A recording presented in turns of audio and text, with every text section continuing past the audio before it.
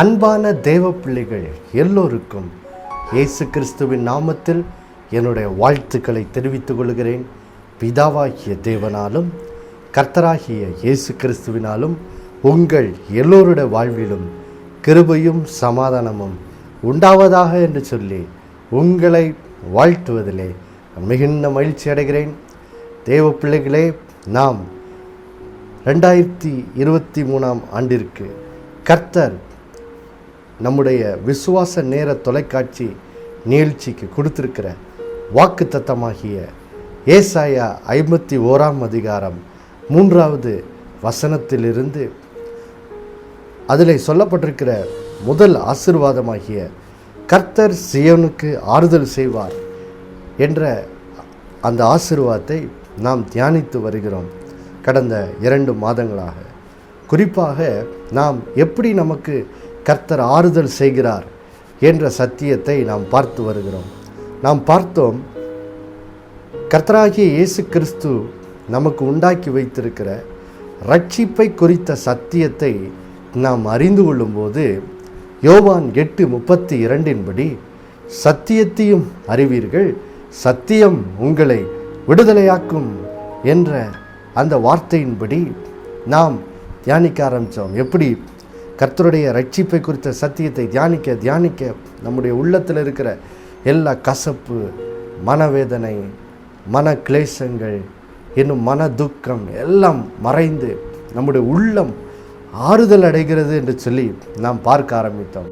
குறிப்பாக 2 கொரிந்தியர் 5:17 வசனத்தில் நம்முடைய ரட்சிப்பின் மூலமாய் நமக்கு உண்டான ஒரு பிரதான ஆசீர்வாதமாகிய ஒருவன் கிறிஸ்துவுக்குள் இருந்தால் புது சிருஷ்டியாக இருக்கிறான், பழையவைகள் ஒளிந்து போயின, எல்லாம் புதிதாயின என்ற அந்த சத்தியத்தை நாம் தெளிவாக கடந்த 2 மாதங்களாக தியானித்து எப்படி நாம் கிறிஸ்துவுக்குள் புது சிருஷ்டி ஆக்கப்பட்டதன் மூலம் எப்படி நாம் விடுதலையாக்கப்பட்டிருக்கிறோம், எப்படி நம்முடைய பழைய மனுஷன் களைந்து போடப்பட்டது, எப்படி நாம் தேவ சாயலாகவே புது மனுஷனாய் மாற்றப்பட்டிருக்கிறோம், எப்படி பயத்திலிருந்து விடுதலையாக்கப்பட்டிருக்கிறோம், எப்படி வியாதியிலிருந்து விடுதலையாக்கப்பட்டிருக்கிறோம், எல்லாவற்றுக்கும் மேலாக எப்படி பாவத்தின் அடிமைத்தனத்திலிருந்து நாம் விடுதலையாக்கப்பட்டிருக்கிறோம் என்ற இந்த சத்தியங்களெல்லாம் நாம் தெளிவாக தியானித்து நாம் கர்த்தருடைய ஆறுதலை பெற்றுக்கொண்டோம். தேவ பிள்ளைகளே, நாம் தொடர்ந்து இந்த வாரத்திலும் கூட கர்த்தராகிய இயேசு கிறிஸ்துவின் ரட்சிப்பினால் உண்டான இன்னொரு ஆசீர்வாதங்களை நாம் தியானிக்கிறது மூலம் தொடர்ந்து கர்த்தருடைய நிறைவான ஆறுதலை பெற்றுக்கொள்ளப் போகிறோம். மறுபடியுமாய் ஏசாயா 51 3வது வசனத்தை நாம் வாசிக்க கேட்போமா? கர்த்தர் சீயோனுக்கு ஆறுதல் செய்வார், அவர் அதன் பாழான ஸ்தலங்களை எல்லாம் தேர்தல் அடைய செய்து அதன் வனாந்திரத்தை ஏதேனை போலவும் அதன் அவாந்திர வெளியை கர்த்தரின் தோட்டத்தை போலவும் ஆக்குவார். சந்தோஷமும் மகிழ்ச்சியும் துதியும் கீத சத்தமும் அதில் உண்டாயிருக்கும். தேவ பிள்ளைகளே, மறுபடியும் உங்களுக்கு கர்த்தர் இந்த வருடத்திற்கு சொல்லியிருக்கிற அந்த வாக்கு தத்தத்தை நினைப்பூட்ட விரும்புகிறேன். பாருங்கள் தேவ பிள்ளைகளே, கர்த்தரிலே 3 ஆசீர்வாதங்களை என்ன செய்கிறார் சொல்லுகிறார். முதல் ஆசீர்வாதம் கர்த்தர் சொல்லுகிறார், நான் உன்னை ஆறுதல் படுத்துவேன், உன்னை தேற்றுவேன் என்று சொல்லுகிறார். அது முதல் காரியம். 2வது அவர் சொல்லுகிறார், உன் வனாந்திரத்தை ஏதேன் தோட்டத்தை போல, கர்த்தரின் தோட்டத்தை போல ஒரு அருமையான வாழ்க்கையை மாற்றுவேன். இறுதியாக 3வதாக அதன் மூலம் உங்கள் வாழ்வில் சந்தோஷமும் மகிழ்ச்சியும் துதியும் கீதசத்தமும் உண்டாயிருக்கும் என்று சொல்லி கர்த்தர் நமக்கு என்ன செய்திருக்கிறார்? வாக்குரைத்திருக்கிறார். தேவ பிள்ளைகளே, இந்த வாக்கு தத்தத்தை வைத்து பாருங்கள், ஒருவேளை நாம் 2 மாதங்களை கடந்து ஒருவேளை 3வது மாதத்திற்குள்ளாக வந்திருக்கலாம். ஒருவேளை நாட்கள் கடந்து விட்டதுனால இந்த வாக்கு தத்தத்தை நம்ம மறந்துடக்கூடாது. பாருங்கள், அதனால தான் இந்த வாக்கு தத்தத்தை திரும்பவும் நாம் வாசிக்கிறோம். இந்த வார்த்தையை வைத்து தொடர்ந்து ஜெபியுங்கள். ஏனென்றால் நிச்சயமாக இந்த வார்த்தையை உங்கள் வாழ்க்கையில் என்ன செய்வார்? கர்த்தர் இந்த வருடத்தில் நிறைவேற்றுவார். தேவ பிள்ளைகளே, நாம் இப்பொழுது எபிரேயர் 9:10 திருப்பிக் கொள்ளப் போகிறோம். அடுத்த சில வாரங்களுக்கு நாம் இந்த 2 அதிகாரங்களிலிருந்து பாருங்கள் தேவ பிள்ளைகளே, நாம் என்ன கற்றுக்கொள்ளப் போகிறோம் என்றால், பாருங்கள் தேவ பிள்ளைகளே, இந்த எபிரேய ஆசிரியர் பாருங்க, இந்த எபிரேயர் நிருபத்தை எழுதும்போது இந்த நிருபத்திலே அவர் பிரதானமாக சொல்லுகிற செய்தி என்னவென்றால், பாருங்கள் தேவ பிள்ளைகளே, இதை அவர் பிரதானமாக யாருக்கு எழுதினார் என்றால், 1ஆம் நூற்றாண்டிலே வாழ்ந்த யூத கிறிஸ்தவர்களுக்கு அவர் இதை எழுதுகிறார். ஏன் எழுதுகிறார்? அன்றைக்கு யூத மார்க்கத்திலிருந்து ரட்சிக்கப்பட்ட தேவ பிள்ளைகள், அன்றைக்கு அவங்க வாழ்ந்த யூத ஜனங்களால், அவர்களை சுற்றி அந்த தேவ பிள்ளைகள் அவர்களை சுற்றி வாழ்ந்த யூத ஜனங்களால் அதிகமான உபத்திரவங்களுக்கு உட்படுத்தப்பட்டார்கள். அதனால் இந்த தேவ பிள்ளைகள் ரட்சிக்கப்பட்ட இந்த யூதர்கள் அவர்களுக்குள்ளே அவர்களுடைய விசுவாசத்தில் கொஞ்சம் அவர்கள் பின்வாங்க ஆரம்பித்தார்கள். என்ன பின்வாங்க ஆரம்பித்தார்கள்? இயேசு கிறிஸ்துவனுடைய அந்த சிலுவை பலி, அவருடைய இரத்தம், அது மட்டும் நமக்கு ரட்சிப்புக்கு போதாது. நம்ம மறுபடியும் மோசே நியாயப்பிரமாணத்தில் சொல்லப்பட்ட அந்த பலிகள், அந்த ஆசாரிய முறைமை, அந்த எருசலேமில் உள்ள தேவாலயத்தில் தொழுதுகுல முறைமை, நாம் இவைகளையும் என்ன செய்ய வேண்டும், கொஞ்சம் கடைபிடிப்போம். அப்போ தான் நம்மளை சுற்றியுள்ள யூதர்கள் என்ன செய்ய மாட்டாங்க, உபத்திரவப்படுத்த மாட்டாங்க என்று சொல்லி தங்களுடைய விசுவாசத்தில் கொஞ்சம் பழைய வாழ்க்கைக்கு அவர்கள் திரும்ப ஆரம்பித்தார்கள் பாருங்கள். அதனால தான் இங்கே இந்த எபிரேயர் ஆசிரியர் என்ன செய்கிறார், அங்கே பழைய ஏற்பாட்டில் உள்ள அந்த மோசே மூலம் உண்டான அந்த வனாந்தரத்தில் உண்டான அந்த ஆசரிப்பு கூட, அதில் செய்யப்பட்ட அந்த ஆராதனை முறைமைகள், பலிகள், இவைகள் எல்லாவற்றை காட்டிலும் எப்படி இயேசு கிறிஸ்து மேலானவர். அந்த பழைய ஏற்பாட்டிலே சொல்லப்பட்ட பலிகள், அந்த ஆசாரிய முறைமைகள், அவைகளுடைய நிறைவேறுதல் எல்லாம் யாரில் நடக்கிறது என்றால் இயேசுவில் தான் நடக்கிறது. இயேசு தான் அந்த அந்த அந்த பலிகளுடைய நிறைவேறுதலாக இருக்கிறார். அவைகளெல்லாம் ஒரு நிழலாட்டமாக இயேசு எப்படி நமக்காக வந்து நம்முடைய பாவங்களை எப்படி நிவர்த்தி செய்ய போகிறார் என்பதை நமக்கு ஒரு படவிளக்கமாய் காட்டுவதற்காக தான் கொடுக்கப்பட்டதே ஒழிய அவைகள் பொருள் அல்ல. அவைகளெல்லாம் நிழல். இயேசுவினுடைய சிலுவை பலிதான் மெய்யான பொருள்.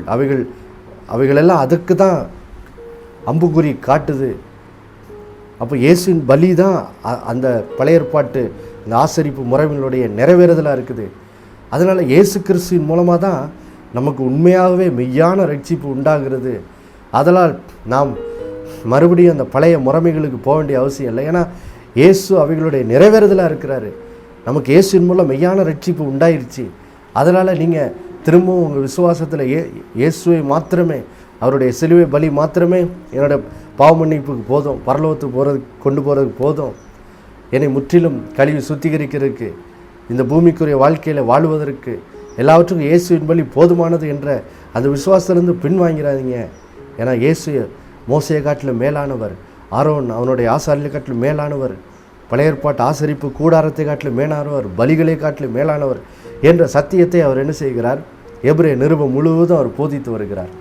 இந்த எபிரேயர் 9:10 வரும்போது என்ன செய்கிறார், அவர் எதை போதிக்கிறார், எப்படி பழைய ஏற்பாட்டு பலிகளை காட்டிலும் இயேசு கிறிஸ்துவின் பலி எப்படி மேலானது என்பதை அவர் என்ன செய்கிறார், காண்பித்து கொடுக்கிறார். தேவ பிள்ளைகளே, நாம் இந்த எபிரேயர் 9:10 தான் எப்படி இயேசுவினுடைய பலி நமக்கு ஒரு பரிபூர்ணமான நம்முடைய இருதயத்தில் இருந்த அந்த ஆத்தும தேவை, தேவன் நம்முடைய இருதயத்தில் பாருங்கள், எல்லாருக்குமே ஒரு ஆத்தும தேவையை வைத்திருக்காது. என்னது, நமக்கு தேவனோட உறவு உண்டாக வேண்டும், நம்முடைய பாவங்கள் மன்னிக்கப்பட வேண்டும் என்ற அந்த அந்த அந்த பிரதான தேவை மனிதனுக்கு இருக்குது.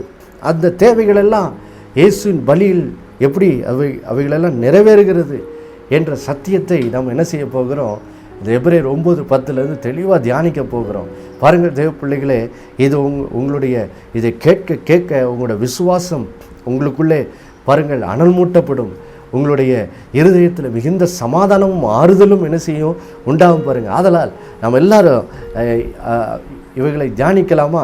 செலவும் பாருங்கள். நீங்கள் வேதம் வைத்திருந்தால் எபிரேயர் நிருபம் 10ஆம் அதிகாரம், இப்பொழுது முதலாவதாக 19வது வசனம் 20வது வசனத்தை நாம் வாசிக்க கேட்போமா?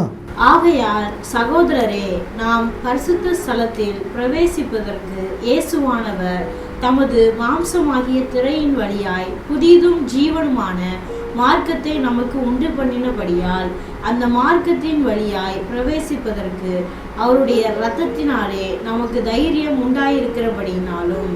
பாருங்கள் தேவ பிள்ளைகளே, இங்கே இயேசு கிறிஸ்து சிலுவையிலே நம்முடைய பாவங்களுக்காய் பலியிடப்பட்டு, அவருடைய சரீரம் பலியிடப்பட்டு, அவருடைய ரத்தம் சிந்தப்பட்டதுனால எப்படி நமக்கு இப்பொழுது தேவனோடு உறவு ஏற்பட்டிருக்கிறது, எப்படி இப்பொழுது நம் தேவனுடைய சமூகத்துக்குள்ளே தைரியமாய் பிரவேசிக்கலாம் என்று சொல்லி இங்கே இந்த எபிரேயர் 19:20 வசனம் நமக்கு என்ன செய்கிறது, இந்த சத்தியத்தை என்ன செய்கிறது, கற்றுக் கொடுக்கிறது. பாருங்கள் தேவ பிள்ளைகளே, நாம் இன்றைக்கு இயேசுவின் மூலம் பாருங்கள், இன்றைக்கு தேவனோட பிரசன்னத்துக்குள்ளே இப்பொழுது நாம் தைரியமாக என்ன செய்யலாம், செல்லலாம். இன்னொரு வசனத்தை கூட இதே எபிரேயரில் நம்ம வாசிக்க கேட்போம். பாருங்கள், எபிரேயர் 4ஆம் அதிகாரம் 16வது வசனத்தை நாம் வாசிக்க கேட்போமா? எபிரேயர் 4ஆம் அதிகாரம் 16வது வசனத்திற்கு, ஆதலால் நாம் இரக்கத்தை பெறவும் ஏற்ற சமயத்தில் சகாயம் செய்யும் கிருபையை அடையவும் தைரியமாய் கிருபாசன் தண்டையிலே சேர கடவோம். பாருங்கள் தேவ பிள்ளைகளே, இங்கே வேதம் ஒரு அருமையான காரியத்தை, ரட்சிப்பின் மூலமாக உண்டான ஒரு மாபெரும் ஆசீர்வாதத்தை குறித்து வேதம் இங்கே நம்ம கற்பிக்கிறது. அது என்னது? நாம் நம்முடைய வாழ்விலே நாம் ஒரு பிரச்சனையை சந்திக்கும் போது, ஒரு வேதனையை சந்திக்கும் போது, போராட்டத்தை சந்திக்கும் போது நாம் என்ன செய்யலாமா? கர்த்தருடைய இரக்கத்தை பெறவும் ஏற்ற சமயத்தில் கர்த்தருடைய உதவியை பெறவும் நாம் என்ன செய்யலாமா? இப்பொழுது தைரியமாய் அந்த வார்த்தை ரொம்ப முக்கியம் பாருங்கள், தைரியமாக தேவனுடைய சமூகத்திலே நாம் ஜெபத்திலே நெருங்கி வரலாம். இயேசு கிறிஸ்துவின் மூலம் தேவனிடத்தில் தைரியமாய் நெருங்கி வந்து நாம் அவரிடத்தில் என்ன செய்யலாம்? ஜெபிக்கலாம் என்று சொல்லி ஒரு இயேசு கிறிஸ்துவின் ரட்சிப்பின் மூலமாய் உண்டான ஒரு மாபெரும் ஒரு ஸ்லாக்கியம், ஒரு ஆசீர்வாதத்தை குறித்து இங்கே வேதம் சொல்லுகிறது. பாருங்கள், தைரியமாக தேவனோட சமூகத்தில் வரலாம் அப்படின்னு இங்கே வேதம் சொல்லுது. இப்போ பாருங்கள் தேவ பிள்ளைகளே, இது எவ்வளோ பெரிய ஒரு பாக்கியம் என்பதை நாம் பழைய ஏற்பாட்டிலே அந்த மோசேயின் ஆசரிப்பு கூடாரத்தில் உள்ள அந்த ஆசரிப்பு முறையை கவனிக்கும் போது தான் இயேசு கிறிஸ்துவின் மூலமாக உண்டான அந்த ஆசீர்வாதம் எவ்வளோ பெரிய பாக்கியம் நிறைந்தது என்பது நமக்கு விளங்குது. பாருங்கள், அது புரிந்து கொள்றதுக்கு நம்ம பாருங்கள், இப்போ எபிரேயர் 9க்கு நம்ம செல்வோம். பாருங்கள், எபிரேயர் 9ஆம் அதிகாரத்துக்கு நாம் செல்வோம். தேவ பிள்ளைகளே, கவனமாய் தொடர்ந்து என்ன செய்யுங்க, கேளுங்க. எபிரேயர் 9ஆம் அதிகாரம், இப்பொழுது அதில் 7லிருந்து 9வது வசனம் வரைக்கும் நாம் வாசிக்க கேட்போம். பாருங்க, 2ஆம் கூடாரத்திலே பிரதான ஆசாரியன் மாத்திரம் வருஷத்திற்கு ஒரு தரம் இரத்தத்தோட பிரவேசித்து அந்த இரத்தத்தை தனக்காகவும் ஜனங்களுடைய தப்பிதங்களுக்காகவும் செலுத்துவான். அதனாலே முதலாம் கூடாரம் நிற்கும் அளவும் பரிசுத்த ஸ்தலத்திற்கு போகிற மார்க்கம் இன்னும் வெளிப்படவில்லை என்று பரிசுத்த ஆவியானவர் தெரியப்படுத்தி இருக்கிறார். அந்த கூடாரம் இக்காலத்திற்கு உதவுகிற ஒப்பனையாய் இருக்கிறது. அதற்கேற்றபடியே செலுத்தப்பட்டு வருகிற காணிக்கைகளும் பலிகளும் ஆராதனை செய்கிறவனுடைய மனசாட்சியை பூரணப்படுத்த கூடாதவைகளாம். அருகில் தேவ பிள்ளைகளே, இங்கே பழைய ஏற்பாட்டிலே மோசையின் மூலம் அங்கே வனாந்தரத்திலே உண்டாக்கப்பட்ட அந்த ஆசரிப்பு கூடார ஆராதனை முறைமை குறித்து இங்கே எபிரேய ஆசிரியர் ஒரு அதை குறித்த ஒரு காரியத்தை இங்கே பேசுகிறார். என்ன பேசுகிறார்? பாருங்கள் தேவ பிள்ளைகளே, நாம் பழைய ஏற்பாட்டிலே மோசையுடைய ஆசரிப்பு கூடாரத்தை முதலாவது அறிந்து கொள்ள வேண்டும். பார்த்தீர்கள் என்றால், முதலாவது ஒரு வெளிப்பிரகாரம் என்று சொல்லி ஒரு பகுதி இருக்கும். பாருங்கள், அதாவது இது எப்படி சொல்லலான்னா, இன்றைக்கு நாளைக்கு நம்ம புரிந்து கொள்ளணும்னா, இப்போ எடுத்துக்காட்டுக்கு பாருங்கள், ஒரு 10 சென்டில் வீடு கட்டுறோன்னு வச்சுக்குவோம். அந்த 10 சென்ட் முழுவதும் நம்ம வீடு கட்ட மாட்டோம். அந்த நிலத்தின் நடுப்பகுதியில் வீடை என்ன செய்வோம், கட்டுவோம். அதை சுற்றி என்ன செய்யும், நிறையா வெறுமையாக இருக்கிற இடம், வீட்டை சுற்றி நிறையா வெறுமையாக இருக்கிற இடம் இருக்கும். அதில் நம்ம என்ன செய்யலாம், தோட்டம் போட்டுக்கலாம். நிறைய இடம் ஃப்ரீயாக என்ன செய்யும், நம்ம நடமாடுறதுக்கு இடம் இருக்கும். அதே போல தான் பழைய ஏற்பாட்டில் பாருங்கள் தேவ பிள்ளைகளே, இந்த மோசையினோட ஆசரிப்பு கூடாரத்தில் அப்படி பாருங்கள், ஒரு முதல்ல வெளியில் ஒரு பெரிய காம்பவுண்ட் சவர் மாதிரி ஒரு பெரிய இது உண்டு, அமைக்கப்பட்டிருக்கும்.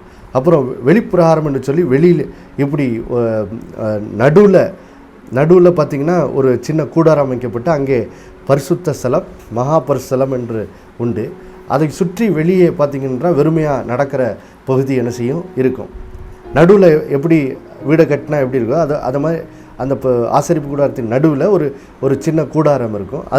அது 2 பகுதியாக என்ன செய்யப்பட்டிருக்கும், பிரிக்கப்பட்டிருக்கும். பாருங்கள், முதல் பகுதி என்னவென்றால் பரிசுத்த ஸ்தலம் என்ற படம், அதுக்கடுத்தது உள்ள மகா பரிசுத்தலம் என்று சொல்லி ஒரு இடம் இருக்கும். பாருங்கள், இப்போது இந்த மகா பரிசுத்த ஸ்தலத்தில் தான் பார்த்திங்கன்னா பழைய ஏற்பாட்டு காலத்தில் தேவ பிரசன்னம் என்ன செய்தது இருந்தது. ஏனென்றால் பழைய ஏற்பாட்டில் அன்றைக்கு இயேசு கிறிஸ்துவின் ரத்தம் சிந்தப்படலை, மனுஷனோட பாவம் மன்னிக்கப்படலை. ஆதலால் கர்த்தர் மனிதனோட இருதயத்தில் வாசம் பண்ண முடியாத நிலை இருந்தது. அதனால் அவர் என்ன செய்தார், தற்காலிகமாக அந்த ஆசரிப்பு கூடாரத்தின் மகா பரிசுத்தலத்தில் தேவர் என்ன செய்தார், வாசமாக இருந்தார். இப்போது பாருங்கள் தேவ பிள்ளைகளே, இந்த வெளிப்பிரகாரம், அதாவது சொன்னேன்ல காம்பவுண்ட் வால், நடுவில் வீடு, அது சுற்றி வெறுமையாக இருக்கிற இடம், அந்த இடத்துலலாம் என்ன செய்வாங்கன்னா ஆசாரியர்கள் நடமாடுவார்கள், அங்கே ஊழியம் செய்வார்கள். அந்த மாதிரி பரிசுத்த ஸ்தலம் என்று சொல்லப்படுகிற இடத்துலையும் ஆசாரியர்கள் ஊழியம் செய்தார்கள். ஆனால் தேவ பிள்ளைகளே, இந்த மகா பரிசுத்த ஸ்தலம் என்று சொல்லி இருக்கிறது, இதுக்குள்ளே மட்டும் யாராலும் என்ன செய்ய முடியாது, போகவே முடியாது. பாருங்கள், ஏன் போக முடியாதென்றால் அந்த மகா பரிசுத்த ஸ்தலத்துக்குள்ளே யாரும் போக முடியாதபடிக்கு பாருங்கள், ஒரு திக்கான நல்ல தடியான ஒரு பெரிய என்ன செய்வாங்கன்னா ஒரு திரைச்சிலை, அதாவது இன்றைக்கி சொல்கிறோம்ல கர்டன், அந்த மாதிரி ஒரு பெரிய கர்டன் என்ன செய்யப்பட்டிருக்கும், போடப்பட்டிருக்கும். பாருங்கள், அதனால் பரிசுத்த ஸ்தலத்தில் ஊழியம் செய்கிற ஆசாரியர்கள் ஒருவரும் மகா பரிசுத்த ஸ்தலத்துக்குள்ளே என்ன செய்ய முடியாது, போக முடியாது. அப்போது இது எதுக்கு இப்படி இருந்தது என்று சொல்லி நீங்கள் தெரிந்து கொள்ள வேண்டும். பாருங்க, ஏன் இப்படி இருந்தது என்றால், பாருங்கள் தேவ பிள்ளைகளே, மனிதனுக்கு தேவன் ஒரு செய்தியை சொல்லி கொண்டிருந்தார். அது என்னது, மனுஷன் பாவத்தில் விழுந்துட்டான். ஆனால் அவன் பாவத்தில் விழுந்துட்டான் என்பது அவனுக்கு அந்த உணர்வே இல்லை. பாருங்கள், அவன் என்ன நினைக்கிறான்னா, பாவத்தில் விழுந்தாலும் பரவாயில்ல, நம்ம சும்மா ஏதாவது எதையாவது செஞ்சு தேவ சமூகத்துக்குள்ளே நம்ம எப்படியாவது சும்மா வந்துடலாம் அப்படின்னு தான் மனிதன் பாருங்கள் தன்னுடைய சுய எண்ணத்தில் பாவத்தினுடைய விளைவை உணராமல் இருந்தான். பாருங்கள், அப்போது நம்முடைய பாவம் எவ்வளோ கொடியது, அதன் மூலம் அது எந்த அளவுக்கு நம்மை தேவனை விட்டு பிரிக்குது, எப்படி இப்போ நம்ம தேவ சமூகத்துக்குள்ளே போனால் பாருங்கள், அந்த மகாபரிசுத்தலத்துக்குள்ளே யாருமே போக முடியாது. யாராவது போனாங்கன்னா செத்து விழுந்துருவாங்க. பாருங்கள், ஏன்னா ஒரு பாவி பரிசுத்த தேவ பிரசன்னம் நிற்க முடியாது.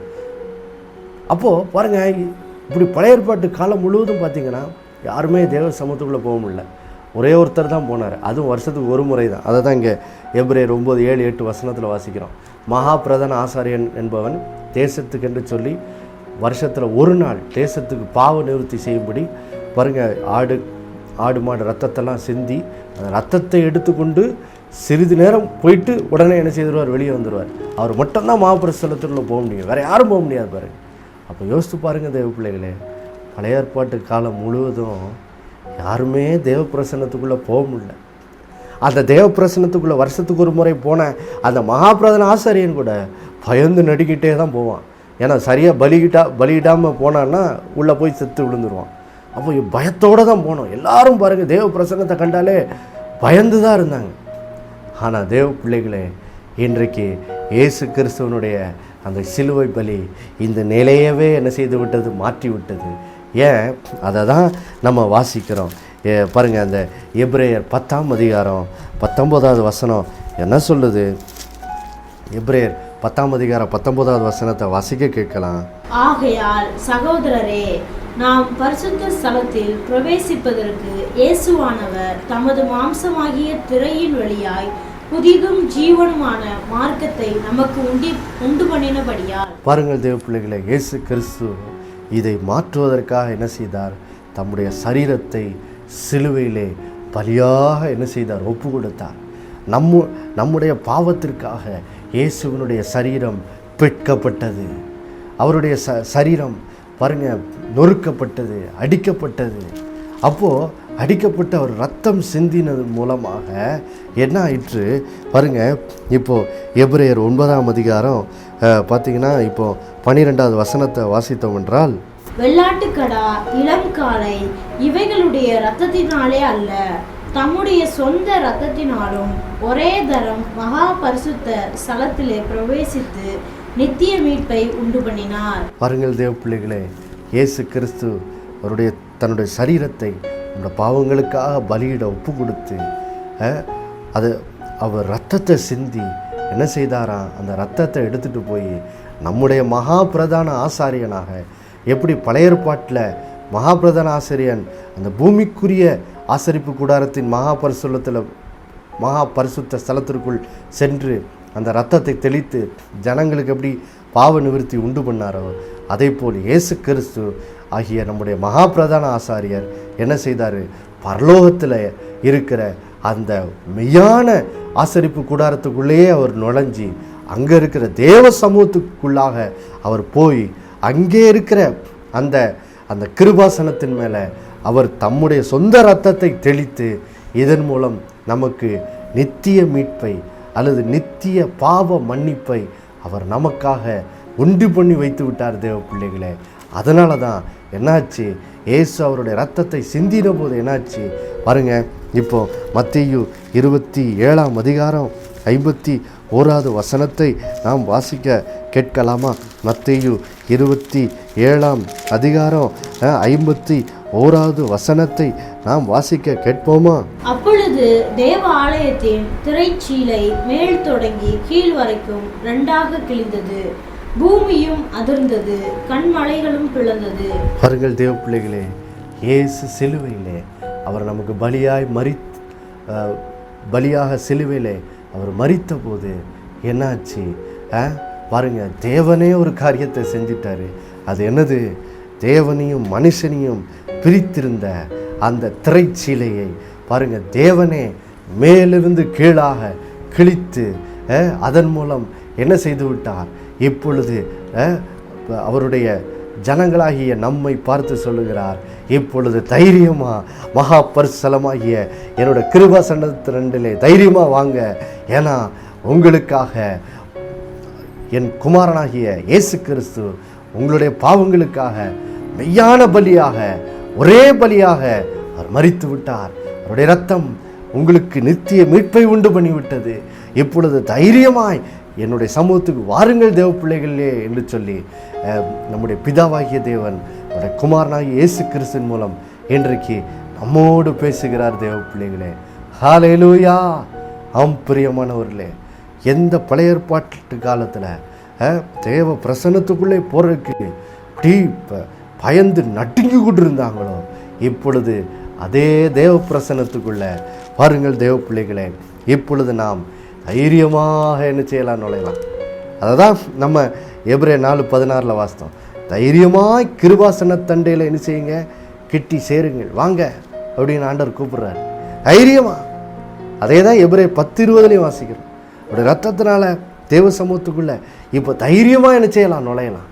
தேவ பிள்ளைகளே, இன்றைக்கு இவ்வளோ பெரிய பாக்கியம் இயேசு கிறிஸ்துவின் பலியின் மூலமாக உங்களுக்கு உண்டாயிருக்குது. ஆதலால் இன்றைக்கு நீங்கள் தேவனிடத்தில் ஜெபிக்கணும்னு சொல்லும்போது நீங்கள் பயப்பட வேண்டியதில்லை. தேவ சமூகத்துக்குள்ளே ஐயோ ஜெபிக்கும்போது ஆண்டவர் என்ன எதுவும் தண்டிச்சிருவாரோ கடந்த கால பாவத்துக்காக, அல்லது என் மேலே அவர் எதுவும் கோபமாக இருப்பாரோ அப்படின்லாம் நீங்கள் பயப்பட வேண்டிய அவசியமே இல்லை. உங்களுடைய ஆபத்து நாளிலே, உங்களுடைய வேதனையின் வேளையிலே, துக்கத்தின் வேளையிலே தைரியமாக தேவனுடைய சமூகத்துக்குள்ளே நீங்கள் நுழைந்து நீங்கள் அவருடைய இரக்கத்தை பெற்றுக்கொள்ளலாம், அவருடைய உதவியை பெற்றுக்கொள்ளலாம். ஏனென்றால் இயேசு கிறிஸ்துவினுடைய பலி தேவ சமூகத்துக்குள்ளே தைரியமாய் பிரவேசிக்கும் அந்த வழியை நமக்கு உண்டாக்கி விட்டது. ஹல்லேலூயா. எவ்வளோ பெரிய பாக்கியம் பார்த்தீங்களா தேவ பிள்ளைகளே. இந்த பாக்கியத்தை உணர்ந்தவர்களாக நாம் எல்லோரும் இப்பொழுது இணைந்து ஜெபிப்போமா? என்னோடு கூட சேர்ந்து கண்களை மூடி உங்கள் வீடுகளில் ஜெபிங்க பார்க்கலாம். அன்புள்ள பரலோக தகப்பனே, ஆண்டவராகிய இயேசுவின் மூலமாய் வருகிறோம் அப்பா. ஆண்டவரே, இந்த நாளிலே எவ்வளோ பெரிய ஒரு சந்தோஷமான செய்தியை கேட்டோம் ஆண்டவரே. ஓ, பழைய ஏற்பாட்டு மோசேயின் காலமெல்லாம் ஐயோ தேவ சமூகத்துக்குள்ளே வர்றதுக்கு, அந்த ஆசரிப்பு கூடாரத்து மகாபரிசுத்தலது வர்றதுக்கு மகாபிரதான ஆசாரியனே பயந்துக்கிட்டு தான் வரணும். ஐயோ, யாருமே தேவ சமூகத்துக்குள்ளே நுழைய முடியல. அப்படிப்பட்ட ஒரு பிரிவு இருந்ததை ஆண்டவரே இயேசு சிலுவையிலே தீர்த்து விட்டாரே. இயேசு அவருடைய பலியினாலே, அவர் சிந்திய இரத்தத்தினாலே எப்பொழுது அந்த திரைச்சிலை கிழிக்கப்பட்டு தேவ சமூகத்துக்குள்ளே தைரியமாய் வரக்கூடிய பாக்கியத்தை நீர் தந்து விட்டதுக்காய் ஸ்தோத்திரம் அப்பா, ஸ்தோத்திரம் ஆண்டவரே. உமக்கு நன்றி செலுத்துகிறோம். இதை உம்முடைய மக்கள் இந்த நாளில் உணர்ந்து கொள்ளட்டும். இந்த ஆசீர்வாதத்தின் மகத்துவத்தை அறிந்து உமக்கு நன்றி என்று சொல்லட்டும் ஆண்டவரே.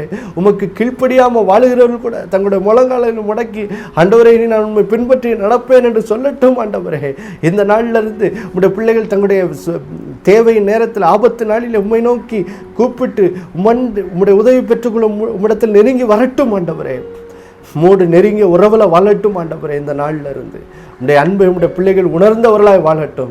அதன் மூலம் அன்பிலே பயமில்லை, பூரண அன்பு பயத்தை புறம்பே தள்ளும் என்ற வார்த்தையின்படி இனி தேவ சமூகத்துக்குள்ளே வருவதற்கு இருக்கிற பயங்களை எல்லாம் தேவ அன்பு ஆண்டவரே அந்த பயத்தை எல்லாம் புறம்பே தள்ளட்டும்.